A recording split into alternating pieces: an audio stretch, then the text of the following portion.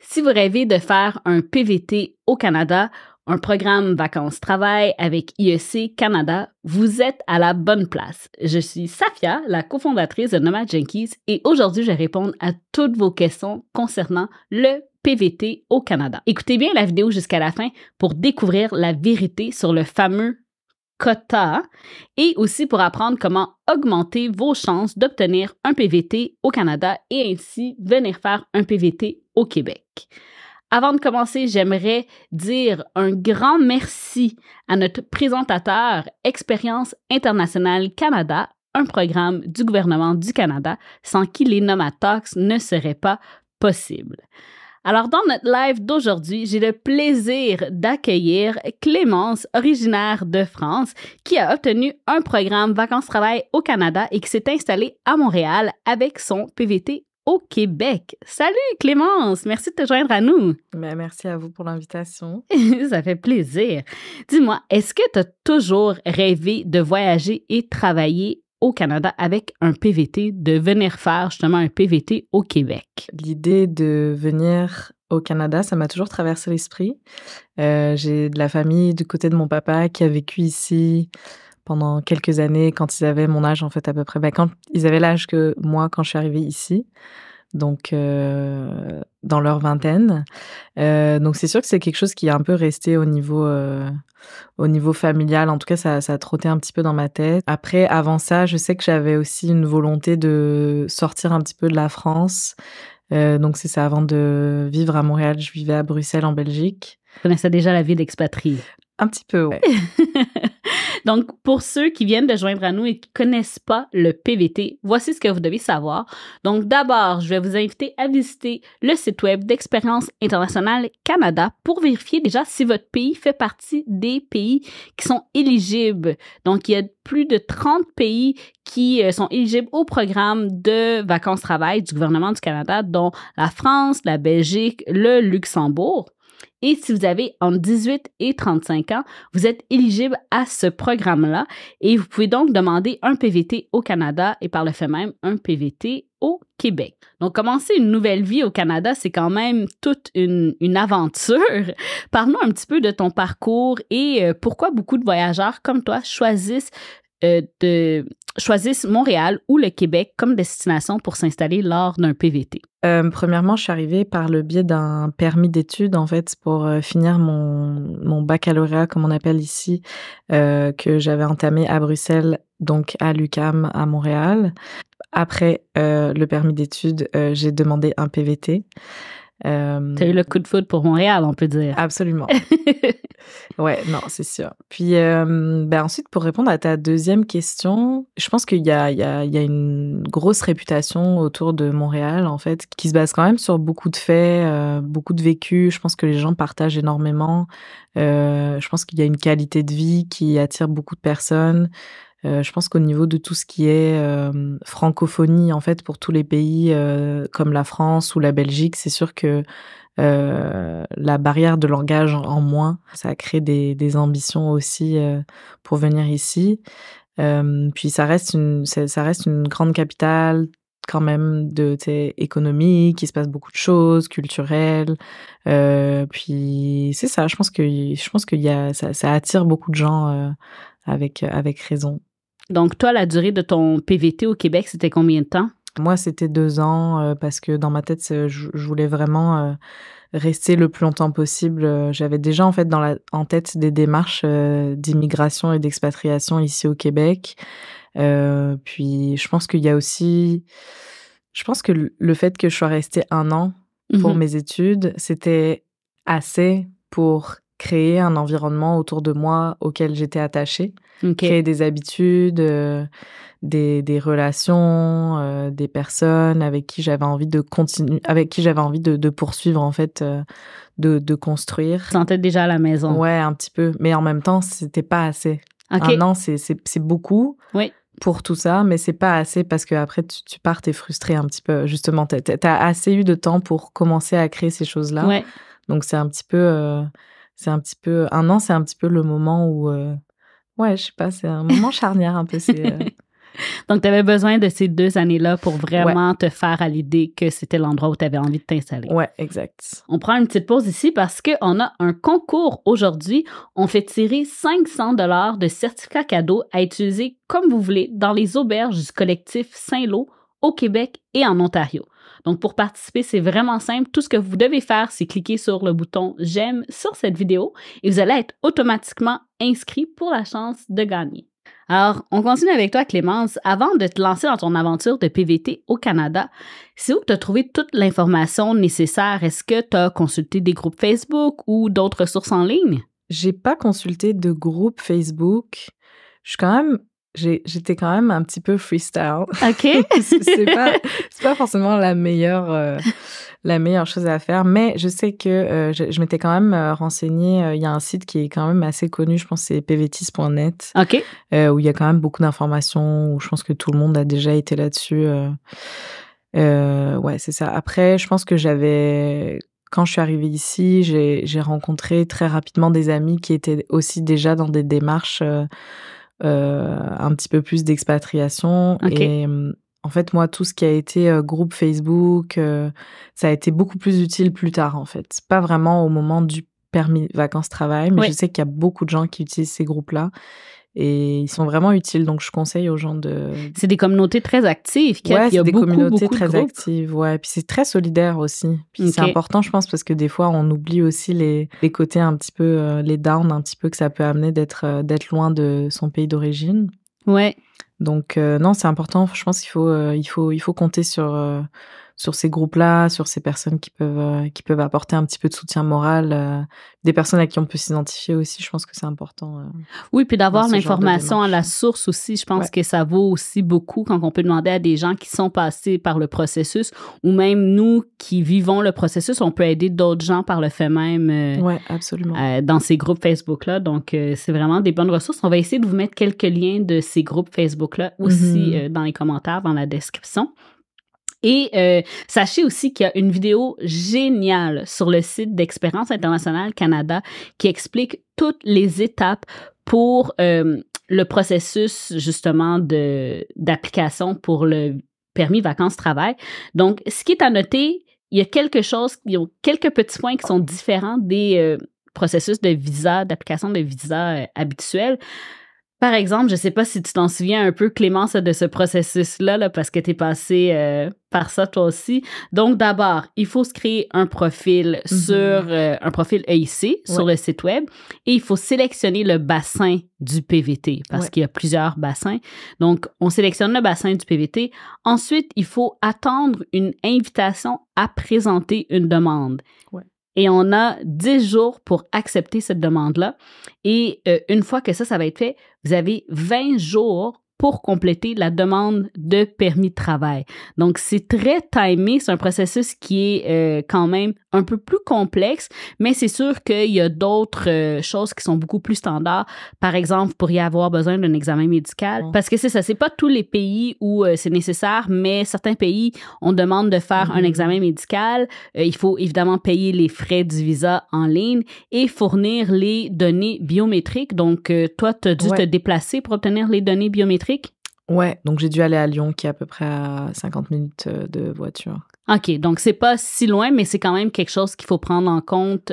Sur le site, justement, là, d'Expérience internationale Canada, il y a tous les endroits où on peut aller faire les données biométriques, mais c'est vraiment quelque chose à prendre en compte si on a du déplacement à faire là-dedans parce que ça peut allonger la période, le processus et tout. Si je peux donner un conseil aux gens, c'est regardez vos courriels. Oui, puis pas juste les courriels dans la boîte normale, il faut regarder dans les indésirables parce qu'on veut pas justement manquer ce courriel-là qui nous dit qu'on a 10 jours pour accepter une demande. Donc, bien évidemment, il y a ça à prendre en compte. C'est un bon truc. Merci Clémence d'être à l'affût de ces courriels. Et aussi, avant d'arriver au Canada, il faut s'assurer d'avoir une assurance médicale complète, donc l'assurance voyage standard. Si je peux revenir là-dessus par rapport à ta question que tu me demandais juste avant, combien de temps dure ton PVT? Ouais. Il y a beaucoup de gens qui se font avoir avec l'assurance, en fait.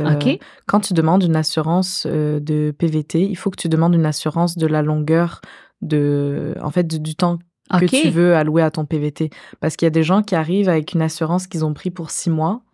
Parce que ils ont pas... ils se sont dit, je vais renouveler. Je vais renouveler ou je m'occuperai de cette démarche-là plus tard. Puis ils arrivent à la douane, puis en général, on te donne un PVT en fonction de du temps de cette assurance qui t'a été allouée. Donc, si vous demandez une assurance PVT, demandez toujours 2 ans. OK.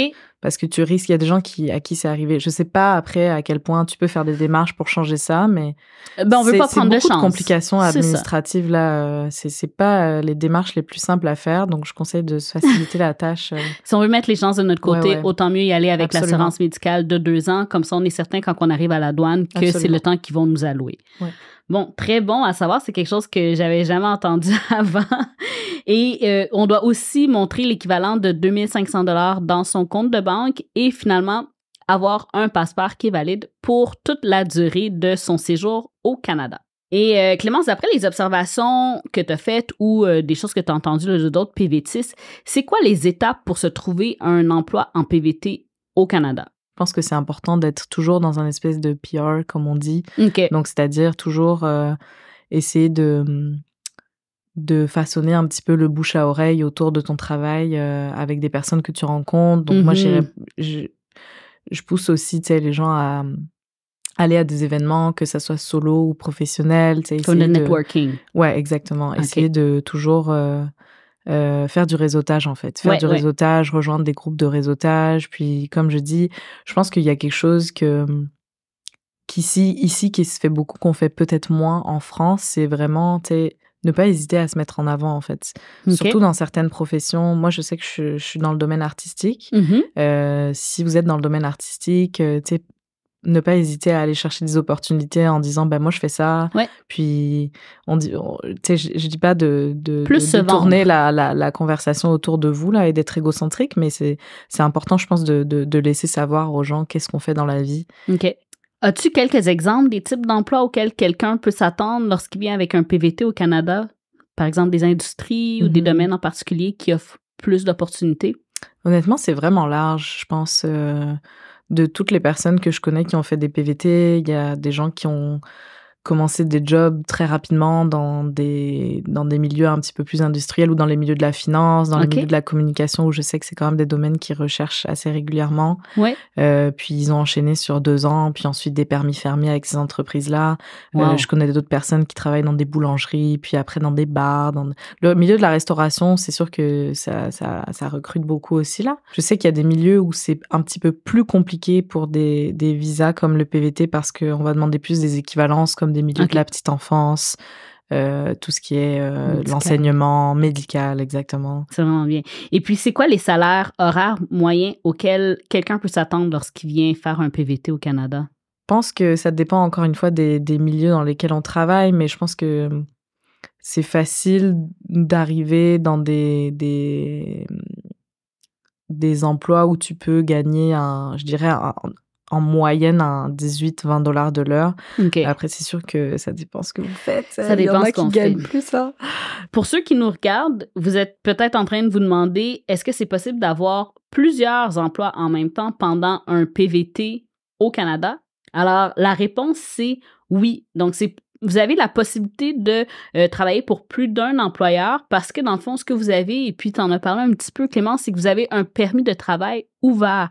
Donc, ça vous donne vraiment la flexibilité d'explorer différentes opportunités d'emploi et de trouver ce qui vous convient le mieux. Et on a aussi reçu beaucoup de questions sur Instagram à savoir si c'est possible de travailler à temps plein versus à temps partiel pendant un PVT au Canada. Donc ici, là, c'est le temps de prendre des notes, là. Mais oui, vous pouvez choisir. Donc, si vous avez une offre d'emploi à temps plein ou à temps partiel, vous avez vraiment le choix. Et dans le fond, si vous avez assez d'argent pour subvenir à vos besoins, vous pouvez aussi décider de ne pas travailler du tout pendant le permis vacances-travail.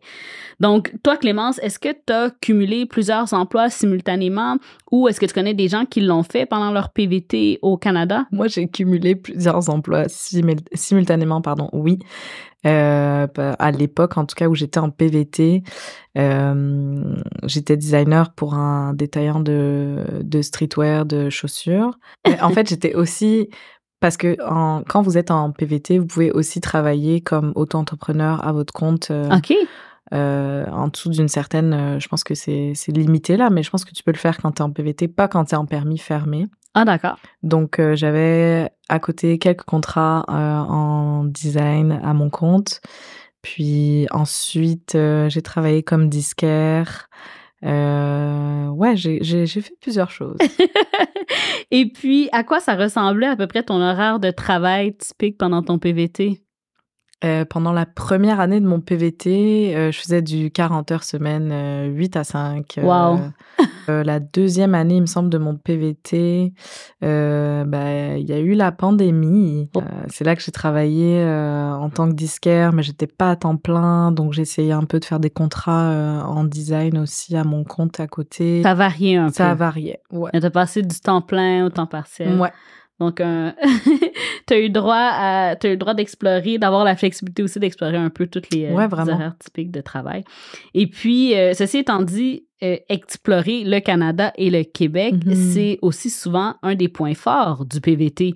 Est-ce que tu as profité de l'occasion pour voyager à l'intérieur du pays?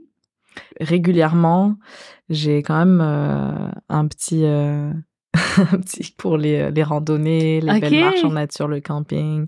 Tu partager avec nous quelques-uns de tes endroits coup de cœur que tu as visités? Gaspésie. Ah ouais, hein? Ouais. Sans aucun doute. Moi, je suis partie là-bas camper avec ma petite toile de tente, pardon. Et j'ai vraiment aimé ça.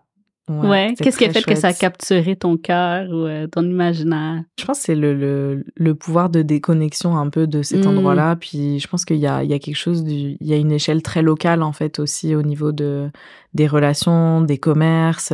Puis ça, je trouve ça vraiment intéressant parce que du coup, c'est vrai que c'est un peu moins quelque chose qu'on vit à Montréal parce que c'est plus la grosse ville. Ouais. Donc ouais, je dirais ça. Puis le pouvoir de déconnexion un petit peu. Puis la mer. Enfin, moi, j'avoue que dès que je suis la mer, dès que je suis proche d'une étendue d'eau, je me sens bien. Donc ouais, ça y a fait beaucoup. Ouais. Bon pouvoir de se ressourcer, aller en Gaspésie. Ouais, vraiment. Donc, on arrive déjà à la fin. Dis-moi, c'est quel conseil que tu aimerais donner à quelqu'un qui souhaite demander un PVT au Canada? En fait, je dirais de savoir un peu ce que tu veux si tu demandes un PVT au Canada parce que le temps passe très vite. Je sais que 2 ans, ça paraît énorme, mais honnêtement, ça passe très vite. Donc, je dirais, essayer de savoir un petit peu ce que tu veux, si c'est plus voyager, si c'est plus vraiment travailler, parce que en fait, derrière le PVT, il y a aussi d'autres questions d'immigration qui peuvent venir après, puis qui demandent beaucoup de choses au préalable. Donc, c'est ça. Puis, je dirais aussi venir avec une ouverture d'esprit, en fait, quand tu viens dans un autre pays, accepter que c'est différent du tien.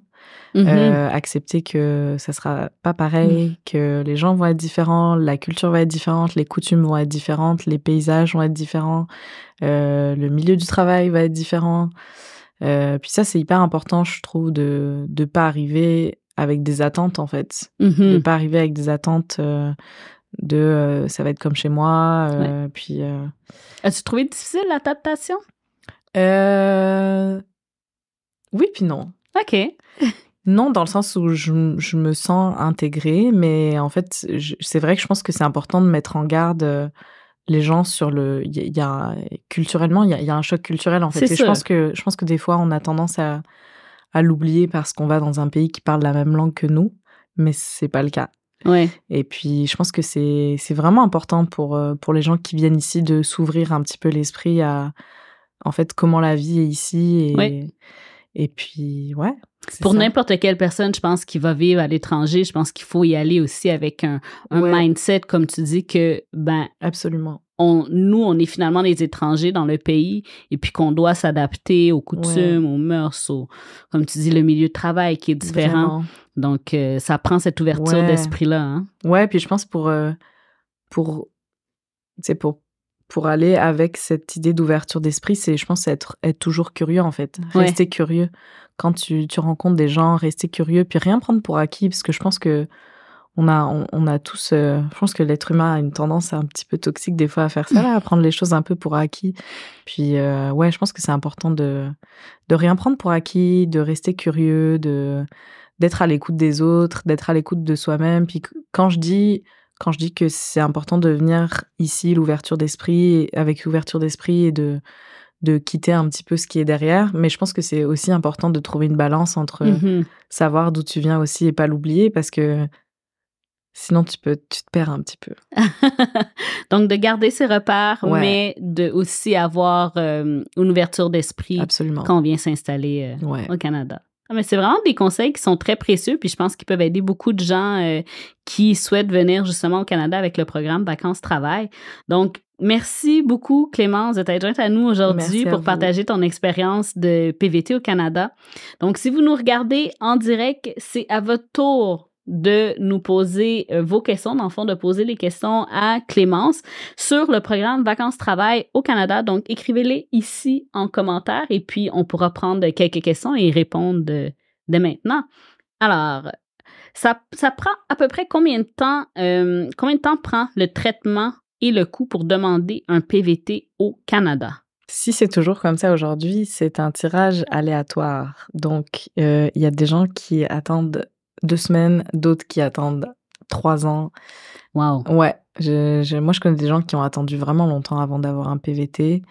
Donc c'est ça, ça peut être, c'est vraiment aléatoire. Mais une fois que vous avez eu l'invitation en fait à demander, à poser une demande, comme on dit. Invitation à appliquer, voilà, merci. Une fois que vous avez eu ça, je pense que ça va assez vite, par contre. Parce que moi, je me rappelle qu'une fois que j'avais eu mon PVT, j'étais dans l'avion 2 mois après. T'étais prête. J'exagère peut-être, mais en tout cas, le temps de faire le temps de réunir les papiers qu'il faut, puis de faire les données biométriques, c'est surtout ça qui est long. Parce que des fois, il y a des délais d'attente. C'est pour ça que je dis, regardez vos courriels. Oui. Et ouais, c'est ça. Non, une fois que tu as les données biométriques, ça va assez vite.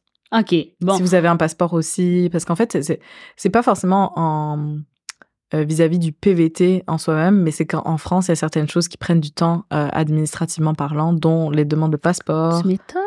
Mais dans le fond, si on clarifie un peu le tout, là, moi, je vous invite à vous rendre sur le site d'International Expérience Canada, parce que c'est là, évidemment, qu'on trouve toute l'information. Et si vous allez connaître sur le site, là, ça va vous donner les informations sur des frais de visa, les délais de traitement actuels et aussi les dates pour les débuts des saisons. Parce que ça, c'est quelque chose qu'on n'a pas vraiment parlé. Ça vient par saison, dans le fond, pour les invitations à appliquer. Et en ce moment, le temps de traitement pour une demande, comme Clémence a mentionné, c'est à partir du moment qu'on soumet nos données biométriques. Et puis, une fois que ça c'est fait, le délai de traitement, c'est de 8 semaines, donc 56 jours ouvrables. Et c'est important de toujours vérifier le calendrier des rondes d'invitation une fois qu'on a soumis les empreintes biométriques et tous les documents, parce que c'est là qu'on va justement avoir toute l'information si c'est possible ou non d'appliquer. Donc, la deuxième question qu'on a ici, c'est quelqu'un dit « Je pense aller au Canada avec un PVT et je suis un peu inquiet à trouver un logement. Est-ce que ça va être très cher pour se loger là-bas? » Oui. Non, je m'excuse. En fait, il y a quand même une petite crise du logement à Montréal depuis la pandémie. OK. Donc, c'est sûr que c'est moins facile que ça l'a été. En tout cas, moi, quand je suis arrivée, c'était pas compliqué de trouver un logement. Moi, de mon expérience, c'est sûr que moi, ça a mis un petit peu de temps parce que j'étais vraiment picky. Okay. Je voulais avoir une coloc je savais ce que je voulais. Je voulais 4 personnes. Enfin, je voulais que ça se passe bien. Je voulais que ça soit mixte. Puis j'ai trouvé une super coloc avec qui j'ai encore des relations amicales très fortes aujourd'hui. J'ai déménagé toute seule, j'ai habité toute seule pendant 2 ans, puis j'ai changé beaucoup de fois d'appartement. Puis là, je suis repartie en colocation. Je viens d'emménager. Combien? Je pense que j'ai déménagé... Je pense qu'en 6 ans, j'ai déménagé 4 fois. OK. Je m'attendais à plus. C'est pas si pire. Non, c'est pas si pire, mais c'est ça. Donc, c'est sûr que si vous voulez habiter seul, ça coûte vraiment cher. OK. Mais après, encore une fois, ça dépend de qu'est-ce que vous faites comme profession. Si vous gagnez bien votre vie... Super. C'est parfait. Je pense qu'on a le temps pour une dernière question. Ouais. Quelqu'un demande, est-ce qu'il y a une limite ou un quota pour le PVT au Canada? Donc, pour les Français, est-ce qu'il y a un nombre limité de visas par année?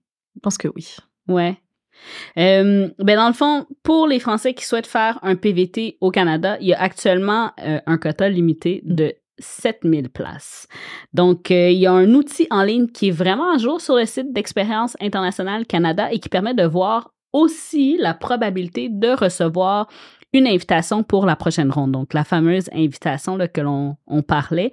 Et ça permet de savoir, là, il y a un indicateur qui va dire si les chances sont élevées ou faibles de recevoir une invitation. Donc, ce qui est essentiel de savoir, c'est que le quota varie selon le pays d'où vous venez. Par exemple, la Belgique, eux, ils ont seulement 750 places, contrairement à l'Australie, par exemple, qui n'a pas de limitation et le nombre de participants est illimité. Donc, les quotas, ils sont généralement établis en début de saison et ensuite, les places vont s'ouvrir graduellement tout au long de l'année.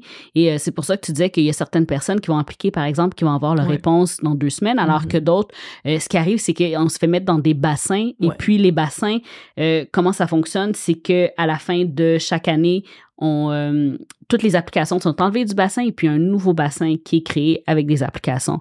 Donc, c'est pour ça que pour certaines personnes, ça peut être un peu plus long. Et évidemment, le processus est aléatoire. Donc, quand on voyage toute seule, ça va parce que, bon, on a juste à gérer soi-même. Mais si on voyage en couple, oui, on a l'avantage que ça coûte peut-être un peu moins cher pour le logement. Par contre, si on est en couple et comme c'est aléatoire, le processus d'application, là, ça veut pas dire que les 2 personnes peuvent être choisies. C'est arrivé à des amis à moi, ils vivent à Québec aujourd'hui, là, mais en fait, lui, il a eu son PVT, genre, très rapidement, puis elle a attendu vraiment longtemps, là. Bon. Plus d'1 an, je pense. C'est ça. Donc, le mieux, c'est vraiment de continuer de toujours vérifier sur le site web d'Expérience internationale Canada. On va vous mettre le lien dans les commentaires ici pour rester à jour avec les ouvertures de places. Et dans le fond, comme on disait, à la fin de la saison, les candidatures sont enlevées du bassin et sont remis. Donc, ça vaut la peine de toujours visiter, de mettre le site web, finalement, qu'on va vous mettre le lien dans vos favoris, puis toujours vérifier. Et le conseil ultime de Clémence, checkez vos emails. Checkez vos courriels. Et même dans les courriers indésirables, parce que qui sait, c'est peut-être là que vous allez avoir la bonne nouvelle, puis vous l'auriez manqué. Donc, restez à l'affût de vos courriels. Et voilà. Donc, si vous avez des questions qu'on n'a pas répondues, écrivez-les en commentaire. On va vraiment prendre la peine de répondre à tout le monde. Et voilà, si vous décidez de voyager et travailler comme ça au Canada, vous allez trouver tous les détails sur la façon de poster sur le site web d'Expérience internationale Canada. Donc, que vous soyez de la France, de la Belgique, du Luxembourg ou l'un des plus de 30 pays que c'est éligible pour faire un permis vacances-travail au Canada, un programme vacances-travail au Canada, par contre. Donc, vous allez avoir le lien dans les commentaires. Et je vous rappelle, c'est encore le temps de participer à notre concours pour la chance de gagner le certificat cadeau de 500 $ à utiliser dans les auberges du collectif Saint-Lô avec des auberges en Ontario et au Québec. Vous avez qu'à cliquer sur le bouton j'aime de la vidéo pour la chance de gagner et rester à l'affût. Dans les commentaires, on va annoncer la personne gagnante. En passant, si vous voyagez au Québec ou en Ontario, utilisez le code Nomad Junkies, donc tout ensemble, Nomad Junkies, quand vous réservez dans une des auberges du collectif Saint-Lô. Et vous obtiendrez 10% de réduction sur votre réservation, ce qui va vous permettre, évidemment, d'avoir plus d'argent pour prolonger votre voyage et peut-être même d'aller visiter la Gaspésie. Si vous cherchez la meilleure assurance voyage pour partir en PVT, je vous invite à consulter Sonomad. C'est l'assurance voyage la plus abordable au Canada. Je vous mets le lien encore dans les commentaires. Alors, merci Clémence et merci à tous ceux qui se sont joints à nous aujourd'hui. On souhaite une bonne planification pour votre programme Vacances-Travail au Canada avec ISC Canada.